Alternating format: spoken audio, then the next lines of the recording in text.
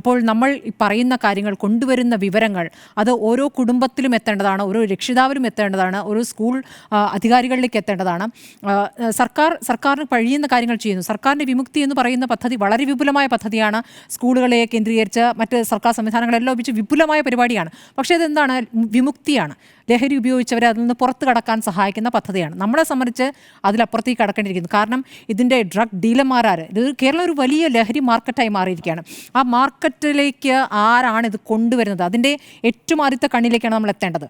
അവർ ഇവിടെ ആരൊക്കെ വഴിയാണ് ഇത് എത്തിക്കുന്നത്? അത് പല തട്ടുകളായി പോവുകയല്ലേ. ഇപ്പോൾ പറഞ്ഞ പോലെ ഈ ന്യൂജൻ ഡ്രഗ്സ് എന്ന് പറയുന്നത് എന്തൊക്കെയാണ്? മുമ്പാണ് കഞ്ചാവും പുകയിലുമായിരുന്നു നമ്മൾ കേട്ടിരുന്നത്. അപ്പോൾ അതിൻ്റെ പേരൊക്കെ മാറി മെറ്റാഫിറ്റാമിൻ, ആൽഫറ്റാമിൻ, LSD, MDMA, ഇതൊക്കെ ക്രിസ്റ്റൽ രൂപത്തിലും ഈ എന്താണ് സ്റ്റാമ്പ് രൂപത്തിലൊക്കെ വായിൽ വെക്കുന്ന ഒരു സംഭവമാണ്. അതിപ്പോൾ വീട്ടിൽ കൊണ്ടുവച്ചാലും അതെ അതെ ഇത് വായിൽ പരമാവധി കഞ്ചാവ്. അപ്പൊ ഇത് വായിൽ വെച്ചാൽ അറിയില്ല, വീട്ടിൽ കൊണ്ട് കുട്ടികൾ വെക്കുകയാണെങ്കിൽ രക്ഷിതാക്കൾക്ക് മനസ്സിലാവില്ല. കേരളത്തിൽ കഞ്ചാവിന്റെ ഉപയോഗം കുറഞ്ഞു. കഞ്ചാവിന് അത് MDMA കൂടുകയും ചെയ്തു.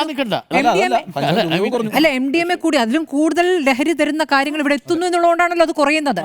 അപ്പോൾ MDMA ഉപയോഗിക്കുന്നു. ഇതൊക്കെ എളുപ്പമാണ്. ഈ കോവിഡിന് ശേഷം സംഭവിച്ചൊരു കാര്യം എന്ന് വെച്ചാൽ മാസ്ക് ആണല്ലോ. മാസ്ക് ഇട്ട് കുട്ടികൾ സ്കൂളിൽ വന്നിട്ടാണ് ഇത് ഉപയോഗിക്കുന്ന അറിയുക പോലുമില്ല. മാസ്കിന്റെ അകത്ത് വെച്ച് ഉപയോഗിക്കുകയാണ്.